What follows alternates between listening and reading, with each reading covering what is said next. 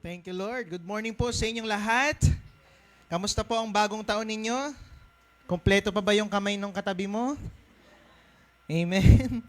Oo, magandang umaga po sa inyong lahat. So today po, bago lang po natin tong gagawin, tong Sunday na to, siguro nagulat kayo why we call it the Vision Sunday. Kasi for ilang years na for ilang years na bang Lighthouse. Magto 2 years na tayo, no? For 2 years, di naman po natin ginagawa ito. Pero mama-explain ko po sa inyo bakit Vision Sunday. Vision Sunday siya kasi every year, of course, meron namang personal word si Lord sa bawat isa po sa atin. Amen? At the same time, meron po si Lord personal word for us as a church. So, kaya siya Vision Sunday because we will release, or I will release, okay, the prophetic word of God for us this year 2024. Amen? Nalilito pa rin ako. Nag-post nga po ako. Di ko lang kung napansin po ninyo. Yung unang post po natin sa Facebook, 2023 pa nakalagay. Kaya inulit ko. 2024 na pala. Sino po nalilito dito? Di ba? Pero kung 1990 pa nilalagay mo, medyo malaking problema na po yun. Amen? So 2024. Last year po, anong theme po natin last year? Year of New Things. Oo. Tapos nung unang-unang year natin, wala pa tayong theme. So, ibig sabihin po, every year na po natin itong gagawin and we will call it Vision Sunday. Amen? Tapos kung nagulat po kayo, kanina po, pagpasok nyo ng church, may nakita kayong tarpaulin po doon. Okay? Mamaya po kasi, i-announce lang po ulit mamaya, magkakaroon po tayo ng magsusulat po tayo doon and maglalagay tayo doon, ano yung navivision mo na ibibigay ni Lord sa'yo sa taong itong 2024. Amen? Parang okay. Amen. Sige po, pinakamalakas na palakpak sa Lord. Woo! Amen. So, sige, let me start with this. To mourn po is not a bad thing. No? Ang magluksa, ang masaktan is not a bad thing. Hindi ito kahinaan at hindi ito maling ginagawa o maling gawin. But to mourn for so long, yan ang hindi maganda at ayaw ito ng Panginoon Diyos. Sino po dito naka-experience kayo ng bagay na masakit sa buhay nyo? At si Lord, di ba may mga iba, hindi, huwag kang umiyak. Ano yan? Malalagpasan mo rin yan. Hindi po, normal lang naman umiyak pag may pagsubok. Tama ba? Normal lang yun. Okay lang kay Lord yun na tayo ay mag-mourn, tayo ay umiyak. Okay? So, ayun nga po, no, napuno ng iyak at heartbreaks because of our unfair situations. No? Kaya nung unang taon natin as a church, okay, it was a year of mourning. Diba? Talagang masakit yung pinagdaanan. Hindi lang naman as a church. Siguro personally, may mga pinagdaanan din po kayo. Kami po, family din po namin, may mga pinagdaanan din po kami mga matitinding mga pagsubok. Pero habang nagluluksa tayo, thank you Lord, kasi si Lord pala, prepare niya na ang new things sa ating buhay. Amen? Habang umiiyak ka pala dahil nawalan ka ng mahal sa buhay, o habang umiiyak ka kasi nawalan ka ng trabaho, prepare na pala ni Lord yung next sa trabaho mo. At yan ang nangyari sa atin last year. Amen. Pagkatapos ng masasakit na mga nangyari, naka-experience po tayo ng new things in many areas of our lives. Tama po ba? Ayaw niyong maniwala. Tinan mo na lang yung bangs ng katabi mo. Di ba parang nagbago? Di joke lang, no? Tinan mo na lang yung itsura niya, parang may something ngayon. Anyway, isa nga po sa biggest testimony natin, siyempre bilang isang simbahan, is this Lighthouse Center. Amen? This is a new thing for us this year, o last year, 2023. And we don't know what lies ahead, but one thing is for sure, gumawa si Lord ng mga new things na bagay sa ating buhay. Dahil dyan, palakpakan mo naman si Lord. At ngayong tapos na po ang morning season. Amen? Tapos na yung iyak-iyak season natin. O gusto nyo pang umiyak-iyak pa rin? Dapat iyak na ng saya, tama ba? Iyak na ng pagmamahal sa Lord. Okay? At nakaranas na rin tayo ng new things. Sino nakaranas ng new things? Tanong ko po, what's next for us? Anong meron sa taong 2024? Pastor, year of the rat. Hindi po gano'n, no? So, sige, let's read our main text. Actually, ito po yung prophetic verse natin sa taong 2024. So, basahin natin sa Luke 5, verse 1 to 11, sa Pinoy version. Sabi niya, isang araw, nakatayo si Jesus sa tabi ng Lake Gennesaret. Nagsisiksikan ang maraming tao palapit sa kanya at gustong makinig sa salita ng Diyos. May nakita si Jesus na 2 bangka sa tabi ng lake, iniwan na ng mga mangingisda ang mga bangka at hinuhugasan ang mga lambat nila. Next, kayo naman po magbasa.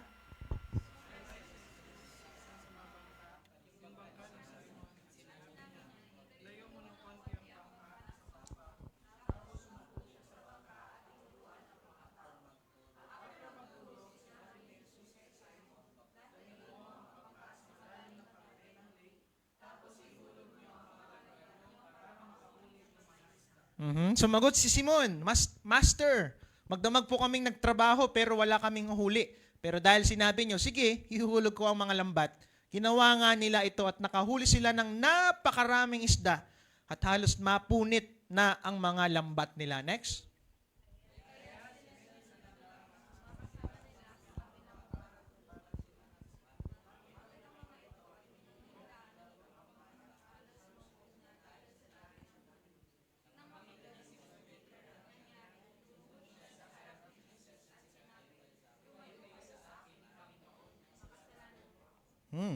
Namangha si Simon at mga kasama niya sa dami ng nahulit nilang isda. Ganon din ang mga kasosyo ni Simon, sina James at grabe kasosyo, no? Saan tayo? Huwag kang mga anak ni Zebedee, sinabi ni Jesus kay Simon, huwag kang matakot. Itong Simon po, si Peter po yan. Huwag kang matakot, simula ngayon mga tao na ang huhulihin mo. Nang madala nila ang mga bangka sa pampang, iniwan nila ang lahat at sumunod kay Jesus. God bless His word. Palapakan natin si Lord.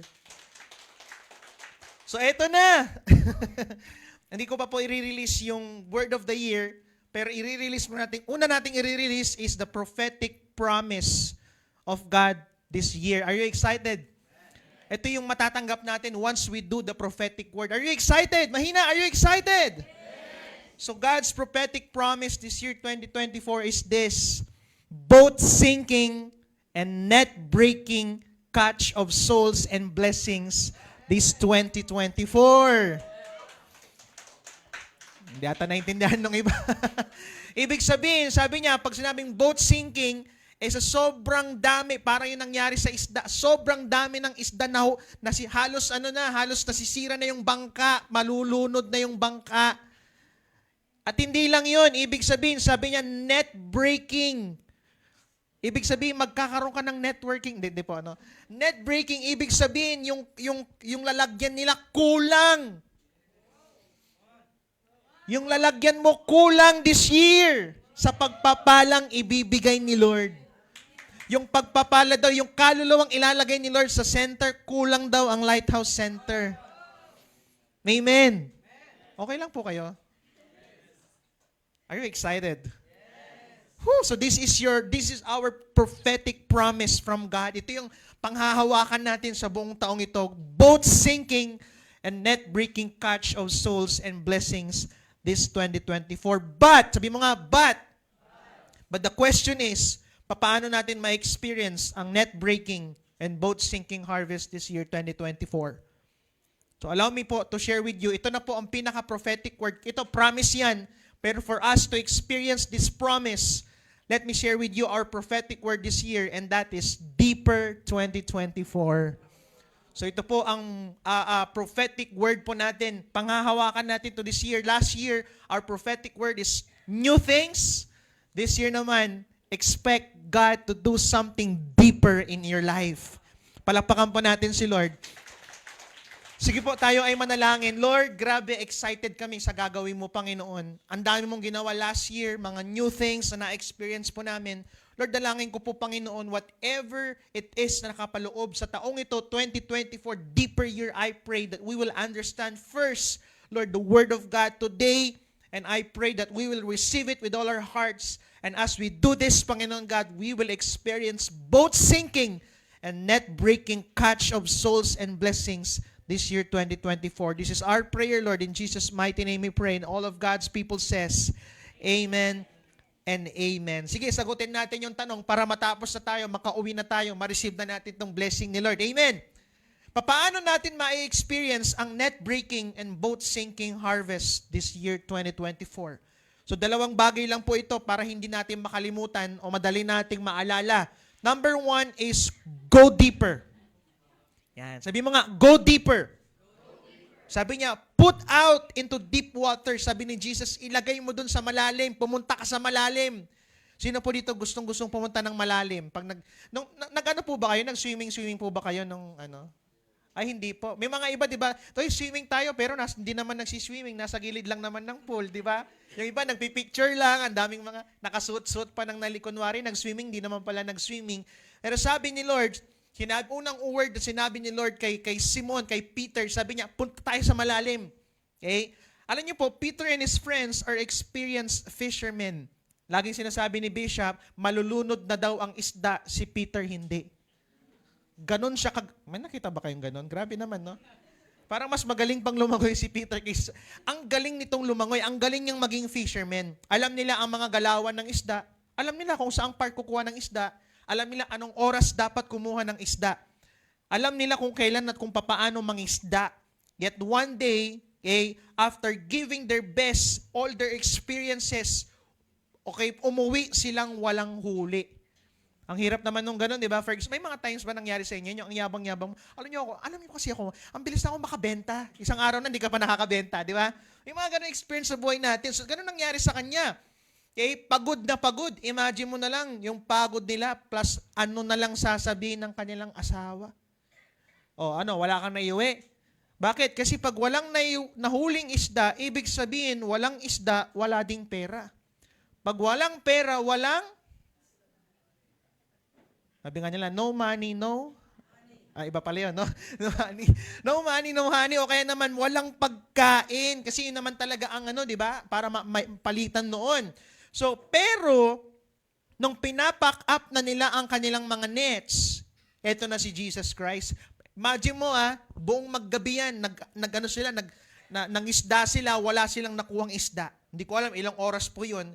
Pero after nila noon, inaayos nila yung nets nila kasi wala silang nakuha. So, pagod na pagod. Inaantok na tong taong ito, yung mga mamang ito.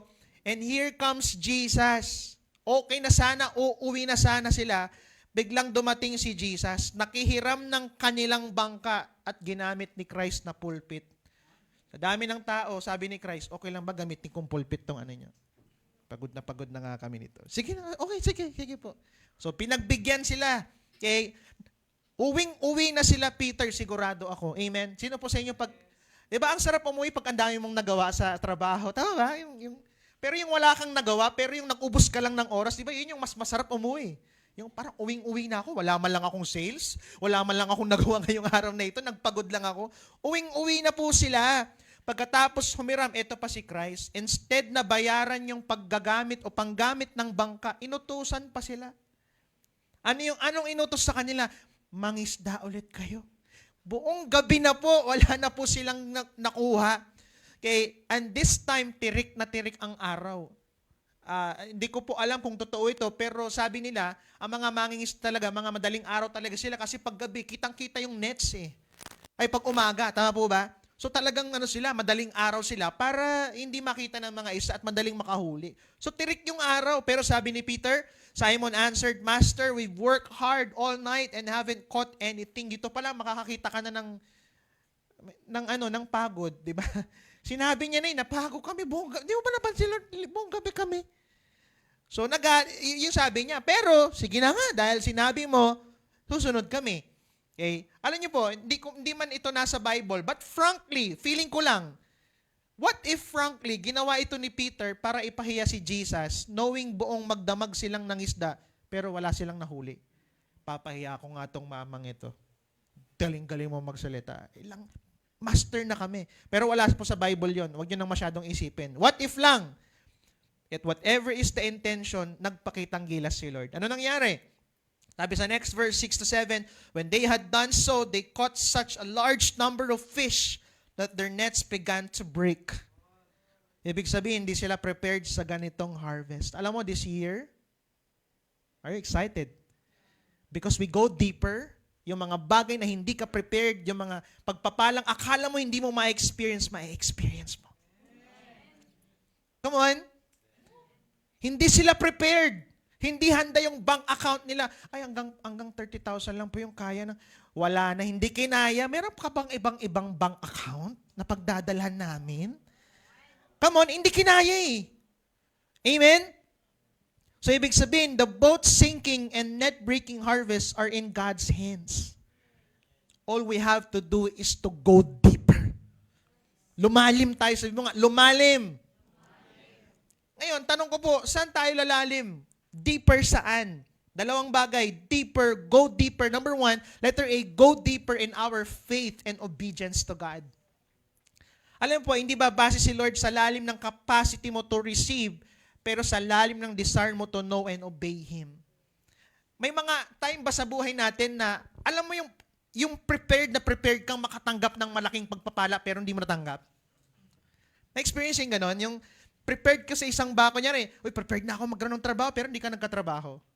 Etong year daw, sabi ni Lord, kapag nag-go deeper tayo, hindi ka prepared pero yung ibibigay niya malaki dun sa gusto mo. Amen. Hindi ito nakabase sa capacity mo to receive, pero sa desire mo to know and to obey God. Amen? This year, 2024, magpapakalalim tayo kay Lord. Sabi mo nga sa katabi mo, magpapakalalim tayo. At kung akala niyo po ang sagot this year, kailangan ng hard work. Amen. Sino naniniwala? Sabi nga nila, hard work beats talent when talent stops working hard. O, di ba? Sikat na sikat yan.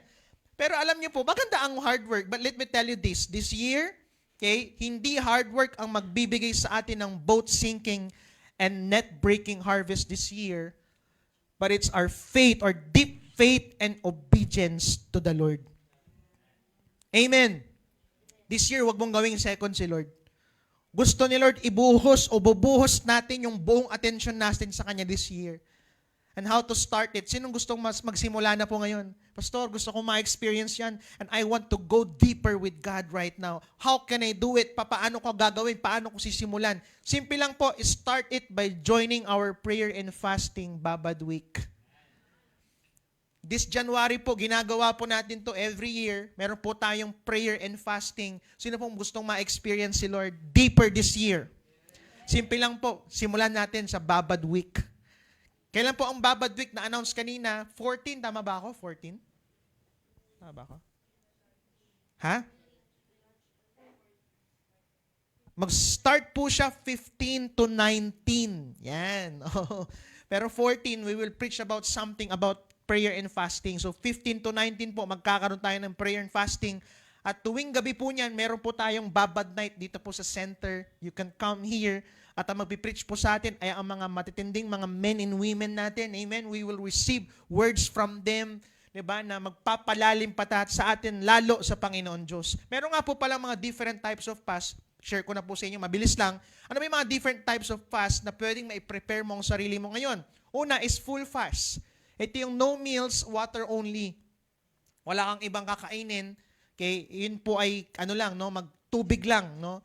Pangalawa is the partial fast from 6 a.m. to 6 p.m. Huwag po nating baliktarin ha. Pastor, nag-partial fast ako 6 p.m. to 6 a.m. Natulog ka lang, brad eh. Natulog ka lang eh, di ba? Pero 6 a.m. to 6 p.m. Yung iba tawag dito intermittent fasting, tama ba? So yun po yun, partial fast. Next is the 1 meal fast o no eating 1 meal a day. Ibig sabihin, for example, hindi ka kakain ng tanghali, hindi ka kakain ng gabihan o umagahan. Huwag naman po yung nalipasan ka lang ng gutom kaya hindi ka kaya nag-fasting ka na, hindi po ganoon 'yon. Kasi ang fasting or prayer and fasting is hindi siya pagkain ng food para mas mabigyan ka ng oras in spending time with the Lord. Amen? Next is the Daniel fast. Ito yung ang kakainin mo lang po is vegetables and fruits. Amen. Huwag naman pong vegetables and fruits pero mukbang naman, 'di ba? Yung sobrang dami. Fasting nga, 'di ba?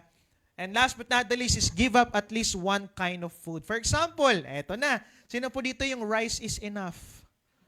Yung rice is my reward and all of my devotion. Di ba? Rice is enough for me. Yan, maganda po. Ako po, nagsimula na po kami dito siguro 4 days na po namin, no rice. So, prepare ko na po yung sarili ko para sa actual fasting natin. Kasi dati po ginagawa rin natin, pagkatapos ng New Year, fasting agad. Parang hirap naman, di ba? May mga ipapainit ka pa sa... Sino po dito may mga tira pang mga spaghetti? Ano po ba? May mga Shanghai pa po ba kayo sa bahay niyo? Di ba? Hindi, ang hirap naman. Kaya ginawa po natin, finorward natin ng konti para naman maka-prepare tayo ng konti para po sa prayer and fasting natin. Amen? Kunyari, no pork, wala munang rice, wala mo ng coffee, hindi mo na ako magkakape. Nga po pala, hindi ko na nilagay dyan ng media fast kasi dapat lahat tayo magbi-media fast. Ano po yung media fast? Kapon po, sayang, di kayo nakatin. Ang media fast is, alis muna tayo sa social media world. Amen? Okay lang yun. Sabi ko nga doon, kakaalam mo ng latest ng iba, wala nang latest sa'yo. Diba? Okay lang, di mo na alam yung latest sa'yo. Ang mahalaga, makapag-rest muna tayo for a while, for 1 week, and we will spend deeper time with the Lord. Amen? Are you excited? Kaya po ngayong seeking month, wala tayong i-desire kundi lumalim sa pagmamahal, sa pananampalataya at sa pagsunod sa Diyos. Palakpakan po natin si Lord. So that's number 1. We must go deeper in our faith, in our obedience to God. Pangalawa, go deeper in commitment. Amen? Sabi niya sa verse 11, so they pulled their boats up on a shore, left everything and followed Him. Pambihira. After nilang na-experience ang boat sinking, ang net-breaking blessing of God, they left everything and followed Him. Alam niyo po, sa nakita ko po, Peter and his friends experienced the greatest catch of their fishing careers. Sa buong career po nila, ito lang niya experience yung gantong klaseng harvest nila sa pangingisda. Pero ang ginawa po nila, yet they leave everything and follow Jesus. So ibig sabihin, sa peak ng career po nila, nangibabaw ang kagustuhang sumunod sa Diyos. Ang nakikita ko kasi problema ng maraming tao, nung peak ng career nila, doon naman nila iniwan si Lord. Pero baliktarin mo yung gagawin ni Lord sa'yo. Alam mo, sa peak ng career mo this year, doon mo mas mamahalin si Lord. Magugulat ka, pagpapalain ka ni Lord ngayon, pero hindi ka mawawala. Okay lang kayo? Yun ang nangyayari sa kanila eh. Naka-receive. Kasi, di ba, nagigets po ako? Yun ang nangyayari sa atin eh. Kasi, kaya pala tayo ganun, kasi hindi tayo malalim kay Lord. Yung kapag pinagpapala tayo, nawawala tayo. Yung kapag nakaka-experience tayo ng ganda sa buhay, nakakalimot tayo kay Lord. Kapag ganun pala tayo, walang lalim. Pero sabi ni Lord, ibahin mo tong taon na to. Ito yung taon na pinagpapala ka na nga, pero mas minamahal mo pa rin ako. Woo! Are you excited? It only shows that they don't care about the harvest anymore. But they care about surrendering, following, and committing their lives to Jesus. At yan ang prayer ko this year. Alam mo, this year, kaya hindi ko masyadong pinokus doon sa net breaking. Hindi ko masyadong pinokus doon sa, hindi po networking, parang, ito na talaga yung year, magdi-networking na ako. Hindi lang po masama yan, okay lang po yan. So sana po tayo? Net breaking at boat sinking. Bakit? Kasi si Lord hindi siya nakapokus doon. Ang focus ni Lord ngayon yung maging deeper ka sa Kanya. So grabe yung commitment na ginawa po nila. Kaya naman po this year, 2024, laliman mo yung commitment mo kay Lord. Sabi mo nga sa katabi mo, laliman mo yung commitment mo kay Lord. Amen? May kunting problema lang, hindi ka naaatin. Kakalimutan mo na si Lord. Gumanda lang yung buhay mo, kakalimutan mo na si Lord. Come on, baba mo naman. Babaw mo naman. Sino po dito, di ba yung in a relationship ka dati, di ba yung crush mo pa lang siya? Di ba nung crush mo pa lang, di ba pinaglalaban mo pa rin? Tama ba? Pero pag may mga ibang hindi mo na masyadong, di ba, ipaglalaban kasi crush lang naman eh. Eh nung naging kayo, pinagtanggol mo yung mahal mo sa buhay, yung kunya, girlfriend, boyfriend, tama po ba? Eh paano na lang nung pinakasalan mo? Kasi lumalim kayo eh, tama po ba? Mas lalo mong pinaglaban, bakit? Kasi lumalim kayo eh. Alam mo, maraming Kristiyano iniiwan si Lord kasi hindi malalim. Amen? Hindi ka kasi malalim. Hindi sa pangit. Alam mo, akala ko po dati, sa pangit ng buhay natin iiwan si Lord. No, let me tell you this. Pwedeng sa ganda ng buhay, pwede mong iwan si Lord. Pwedeng sa ganda rin ng buhay. Kaya mag-ingat po kayo. So anong dapat nating gawin? Wala na lang, hindi na lang, di pangit, hindi maganda. Hindi naman po, di ba? Pwede naman kasing kahit pangit, mahal mo pa rin si Lord. Kahit maganda, mahal mo pa rin si Lord. And how to do it? Go deeper. Come on. Lalim naman tayo kay Lord. Laliman mo naman yung commitment mo sa pamilya mo. Di ba? Kunting may sinabi lang yung pamilya mong konti, magagalit ka kagad. Hindi na ako magpapatuloy. Commitment naman sa asawa mo. Come on, uy. Pinakasalan mo yan. Wala ka ng choice. Wala ka ng no choice. Amen? Mag-commit ka sa Kanya. Amen. Sa trabaho po natin, dapat makitaan tayo ng commitment this year. Pag sinabing commitment, hindi yung hindi ka alis sa company, hindi lang yun, yung maaga ka, amen, supportive ka sa pinapagawa ni boss. Are you here? Okay lang ba kayo? Laliman naman natin sa church, yung commitment sa church, sa ministry natin, amen. Give your best. Kaya nga ang big picture po dito, ang paglalim sa pagkilala at pagmamahal sa Diyos ang higit na pinagpala sa taong 2024. Akala niyo po yung pagpapala ang main event? Hindi po. Yun yung paglalim mo at pagkilala mo sa paglalim sa pagkilala at pagmamahal mo sa Diyos. Kapag nakita mo, mas minahal mo si Lord this year, ikaw yung panalo. Kapag mas nakilala mo si Lord this year, ikaw yung panalo. Sabi mo nga sa katabi mo, magpalalim tayo, ha? Amen? Palapakan po natin si Lord. Come on, come on. Woo! Pangalawa, paano natin ma-experience ang net-breaking and boat-sinking harvest this year, 2024? Number 2 is to look deeper. Kanina, we must go deeper. Ayun naman, we must look deeper. Sabi niya, after sinabi ni Christ, di ba, na pumunta tayo sa malalim. Hindi lang niya sinabing pumunta tayo sa malalim. Sabi niya, ibaba mo yung net. Alam niyo po, hindi lang inutusan ni Jesus si Peter na pumunta sa malalim, pero inuutos niyang ibaba ang mga nets nito. Alam niyo po, para sa akin, pinag-aaralan ko yun, ano kayang feeling ni Peter nung sinasabi sa kanya yun? Hindi ba na yung ego niya na, hindi mo ba alam na ilang oras na kaming namamangka, nangingisda, tapos sasabi mo mangingisda kami? Are you here? Para sa akin, it was a test of ego. Tama? Magaling si Peter eh. Alam niya yun eh. And as we all know, buong magdamag na ng isda si Peter and friends. O, di ba? Peter and friends. Gamit ang kanilang lahat ng kaalaman sa pangingisda, kit wala silang huli. Pero alam natin yung nangyari. Anong ginawa ni Peter? Sumunod si Peter. Alam niyo po, nakita ko. Listen to this. Listen to this. Nakita ko po, habang binababa ni Peter yung nets, binababa ni Peter yung kanyang ego. Ibig sabihin, for us to experience net-breaking and boat-sinking harvest this year, listen to this, we need to let down our prides. We need to let down our egos and our plans to the Lord. Alam mo, gusto mo ma-experience yung hindi lang yung magandang taon, hindi lang prosperous year, pero boat sinking, amen, and net breaking. Sino po gusto ma-experience yun? Sabi ni Lord, anak, problema mo, dami mong plano eh. Dami mong plano. Pero gusto ko, anak, yung plano mo, lay down mo muna sa akin. Tanggalin mo muna yung pride mo, dami mo na kasing alam eh. Experience ka na kasi. Galing mo na sa business, ang galing mo na dito, sabi ni Lord, nak, hindi, lay it all down to me. Bigay mo sa akin lahat yan. Magugulat ka when we do that. Kaya sabi ito, look deeper. Alam mo, nakita ko po, bakit natin hindi masyadong binibigay minsan ang ating mga plano sa Lord? Why? Because we don't look deeper. Akala natin mas magaling tayo. Akala natin mas magaling tayo mag-isip, mas maganda yung plano.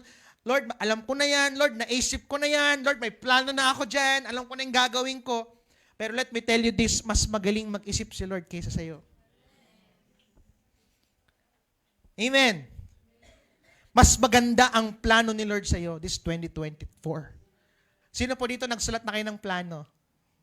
O, wala pa, di ba? Pastor, ano pa lang eh, binabawas pa lang namin yung mga kinakain. Wala pa kaming ganyan-ganyan. O kaya naman nakapagplano ka na, ito yung goal mo. Maganda po yan, goal this year. Pero let me tell you this, pwede bang tanongin mo naman si Lord, Lord, ano yung goal mo sa akin this year? Lord, ano yung plan mo sa akin this year? Lord, lahat ng plano ko, maganda to Lord, pero ililay down ko muna to Lord at magpapakalalim ako sa iyo at gagawin ko yung gusto mong ipagawa sa akin. Amen. Amen. Sino po dito yung nakaranas ng new things last year, tapos hindi mo maunawaan, bakit mo siya na-experience? Diba? Na-experience niyo yung may new things nga, may bagong bagay nga, pero parang, Lord, ba't nangyari yun? Bakit natanggap ko to? Diba? Yung hindi mo naintindihan. Alam mo, ngayong year na ito, this year 2024, mauunawaan mo bakit binigay ni Lord sa'yo. This year, 2024, it will all make sense. So what's the big picture? Ang big picture po natin is magiging matagumpay ang taong 2024, hindi sa galing mo, pero sa lalim ng pagkakilala, pag-unawa, at pagtingin mo sa Diyos. Amen? May mga part sa year na ito na parang it doesn't make sense. O kaya naman parang katulad ni Peter, Lord, ginawa ko na yan ah. Bakit pinapagawa mo na naman sa akin, Lord? Sabi ni Lord, just let down your nets. Nak, basta akong bahala, diskarte ko to. Gulat ka na lang, once na binaba mo. Woo! Come on! May mga bagay pala na pinaghirapan mo last year na parang walang nangyari. Magugulat ka, ipapagawa ulit ni Lord ngayon sa'yo. Pero iba na yung result. Amen! Kung meron po dito, nag-apply ka last year, di ka nakuha. Let me tell you this. Try mo mag-apply this year. Woo! Nag-business ka last year, hindi siya nag-workout. Ito hindi lang yung dahil sa'yo ha. Of course, you will ask God. Dapat instruction ni Lord. Nak, sige, apply ka ulit. Pag sinabi ni Lord, yes, sige, go for it. Magugulat ka kapatid. Hirap na hirap ka last year. This year, magugulat ka na lang. Ang bilis mong ma-experience yung blessing galing kay Lord. Palapakan pa natin si Lord. So, paano natin, balikan natin, paano natin ma-experience ang net-breaking and boat-sinking harvest this year, 2024? Number 1, let's go deeper. Amen? Sino po dito, excited ka na magpalalim kay Lord? Simulan po natin, spend time tayo, join with us, meron tayong prayer and fasting. Wala mo nang pastor-pastor doon, walang leader-leader doon, lahat tayo doon, disciple ni Lord, lahat tayo doon, magpapakabasag tayo, makikinig tayo, magpapalalim tayo sa Panginoon Diyos. Amen? At of course, meron din po tayong prayer works. After po nito, pwede po natin gawin to every Saturday. Buhos natin lahat kay Lord doon. Amen? And pangalawa, we must look deeper. Amen. Wag lang nating tignan sa pantingin sa tingin natin, 'di ba? Sa diskarte natin, pero sa diskarte ni Lord. So patapos sa boko, I'm almost done. So ang tanong ko po sa inyo, okay, what to expect? Knowing all of these things, this is a year of deeper year for us. Amen. Ang tanong ko po, okay, maybe you're asking, Pastor, what to expect from Lighthouse Church this year? Are you excited?